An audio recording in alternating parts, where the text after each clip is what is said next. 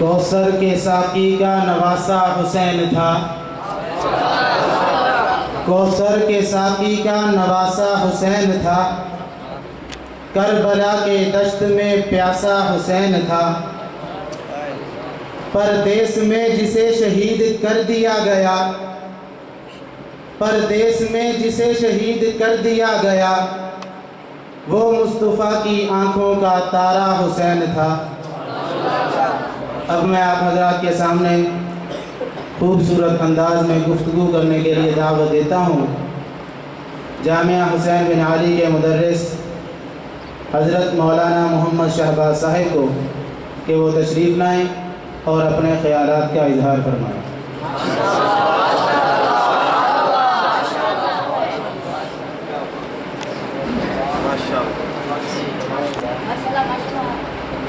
نحمده ونصلي على رسوله الكريم اما بعد فاعوذ بالله من الشيطان الرجيم بسم الله الرحمن الرحيم وبشر الصابرين الذين إذا أصابتهم مصيبة قالوا إنا لله وإنا إليه راجعون صدق اللہ العظیم۔ زمانہ ہو گیا باغ محبت کی تباہی کو، زمانہ ہو گیا باغ محبت کی تباہی کو، ابھی تک ہیں وہی گلکاریاں خون شہداء کی۔ محترم سامعین، میں آج اپنے بیان کو جن جواہرات تکلم سے مزین کر کے لایا ہوں وہ ہیں حضرت حسین اور واقعہ کربلا۔ معزز سامعین، سیدنا حسین رضی اللہ تعالی عنہ کے فضائل و مناقب سے اندازہ ہوتا ہے کہ آپ فخر دو عالم کے لاڈلے چہیتے اور محبوب نواسے ہیں۔ حضرت فاطمہ کے لخت جگر، حضرت علی کے نور نظر ہیں۔ معزز سامعین، حسین گلشن نبوت کی بہار ہیں، حسین دین کا مطلع انوار ہیں، حسین آل محمد کے تاجدار ہیں، حسین امت محمدیہ کے دلدار ہیں، حسین دوش نبوت کے شاہ سوار ہیں، حسین جنت کے جوانوں کے سردار ہیں، حسین عزم و ہمت کی تلوار ہیں، حسین عثمان کے پہرے دار ہیں، حسین علی کے دل کا قرار ہیں، حسین جسم نبوت کی یادگار ہیں۔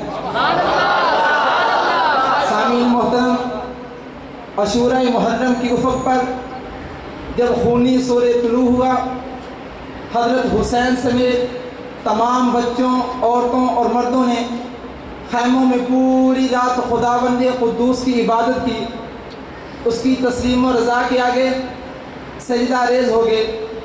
امام عالی مقام نے محسوس کیا کہ قوت و طاقت کے نشہ میں مدہوش دشمن ان کے خون کا پیاسا ہے۔ دشمن کے تیور میں جارحیت کا غرور دے کر نواسہ رسول نے سنگ دل ظالموں کے دلوں پر ندائے حق کی دستک دی۔ شاید ان کا ضمیر جاگ جائے، شاید یہ نواسہ رسول کے مقام و مرتبہ کو پہچان سکے، لیکن جب اقتدار کا ضمیر سوتا ہے تو کہاں بیدار ہوتا ہے۔ حضرت حسین رضی اللہ تعالی عنہ اونٹنی پر سوار ہوئے، خدا کا قرآن سامنے رکھا، پھر صدائے حسینی کے ساتھ میدان کربلا میں اترے۔ حضرت حسین رضی اللہ تعالی عنہ کی صدا کا آخری خطبہ اتنا پر اثر تھا، اگر پہاڑوں کو سنایا جاتا وہ بھی ریزہ ریزہ ہو جاتے، اگر زمین کو سنایا جاتا وہ بھی پھٹ جاتی، اگر بادلوں کو سنایا جاتا وہ بھی اشکوں کی برسات بن جاتے۔ لیکن امام علی مقام جن ظالموں کے گھیرے میں آ چکے تھے، ان کے سینوں میں دل نہیں بلکہ پتھر تھے۔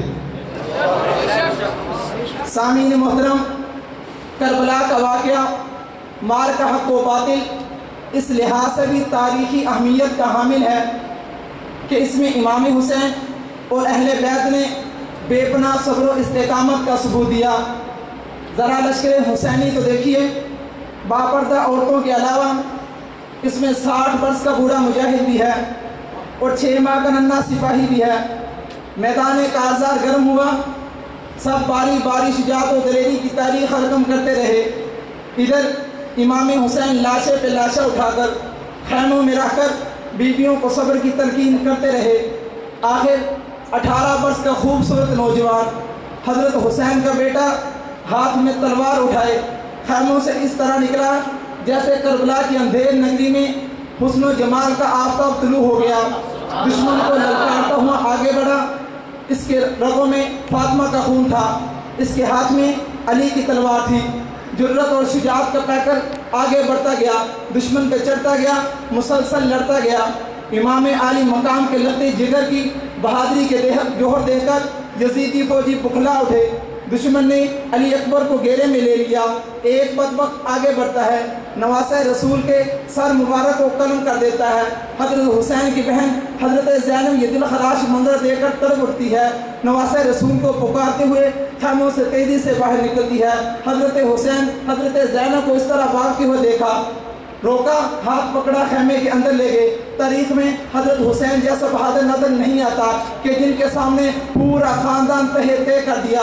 تو شاعر بھی کیا خوب کہتا ہے، جو جوان بیٹے کی میت پہ نہ رویا وہ حسین، جو جوان بیٹے کی میت پہ نہ رویا وہ حسین، جس نے سب کچھ کھو کر کچھ نہ کھویا وہ حسین، جو دہکتی آگ کے شعلوں پہ سویا وہ حسین، جو دہکتی آگ کے شعلوں پہ سویا وہ حسین، جس نے اپنے خون سے دنیا کو دھویا وہ حسین۔ سامعین محترم، سیدنا حسین رضی اللہ تعالیٰ عنہ جنگ کے دوران اپنے 6 ماہ کے لخت جگر علی اصغر کو گود میں لیا، میدان کارزار میں لے آئے۔ دشمنوں سے فرمایا، او ظالموں، دشمنی تمہاری اور میری ہوگی، اس معصوم نے تمہارا کیا بگاڑا؟ یہ پیاس سے بلبلا رہا ہے، اسے تو پانی کے 2 بوند دے دو۔